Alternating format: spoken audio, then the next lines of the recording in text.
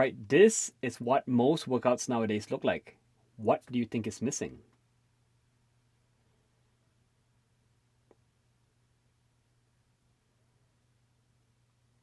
If you guessed it, it's rotation. Not saying that any of those workouts are bad, but you'll notice that with all of those workouts, you're pushing, you're pulling, you're lifting, but you're all in a single plane and your spine is always neutral. Yes, it's important to keep a neutral spine, but is that how you normally move day to day? You have to remember what you train, you get more of, and what you don't use, you lose. When you're doing something like throwing, if you're swinging, if you're running or walking, or even if you're carrying groceries or just bringing the kids in. Don't be that person who can deadlift 150 pounds but then blows out your back just by lifting a box of books. Don't be the person who trains just for aesthetics at the cost of function.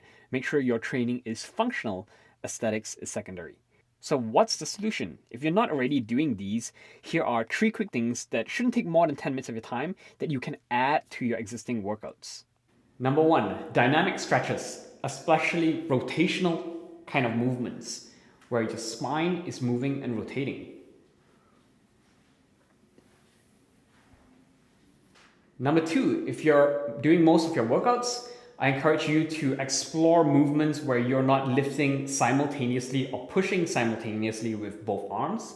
So let's say if you're doing a chest press, do it with one dumbbell instead and feel the difference and engage your core for stabilization as well.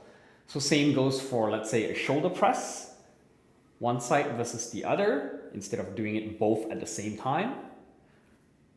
Or same with, let's say, if you're doing a row, instead of both arms at the same time, try doing it with one arm and then the other. So alternate sides a bit more. Tip number 3, better yet, try out some form of flow.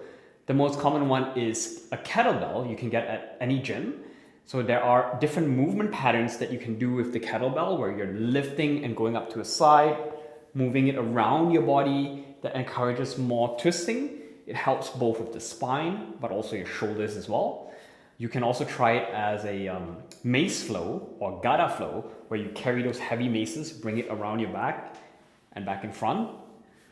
Or if you're really just looking to get into it and worried about injury, you can use something like a rope. And there's a practice called rope flow, where it will encourage you to twist and move your body and your spine. Personally, I chose to start with the rope, both because it's quite easy to get a rope and you can do it anywhere, anytime. At home, you don't have to go to the gym.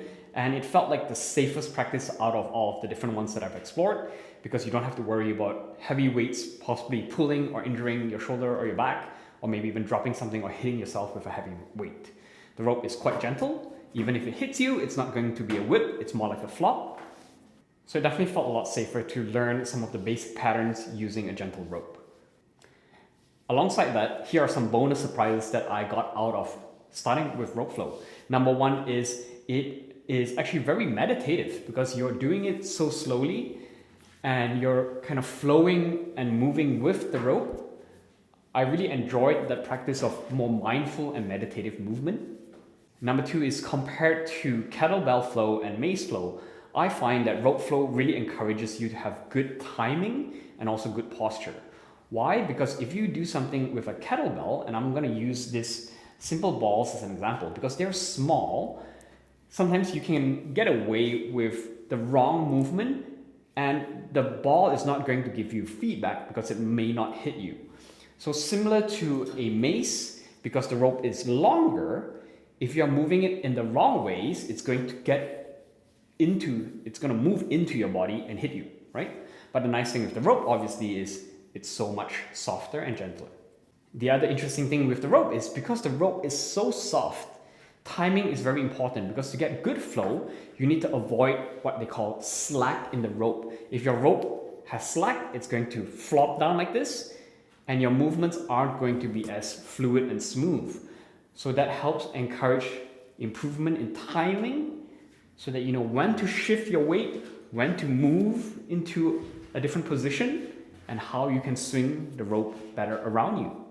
So if you're looking to learn rope flow, and want to get into some of the basic patterns, you can check out the beginner tutorial playlist that I'll post in the description below. I'll also have the link posted here in the video for you to follow.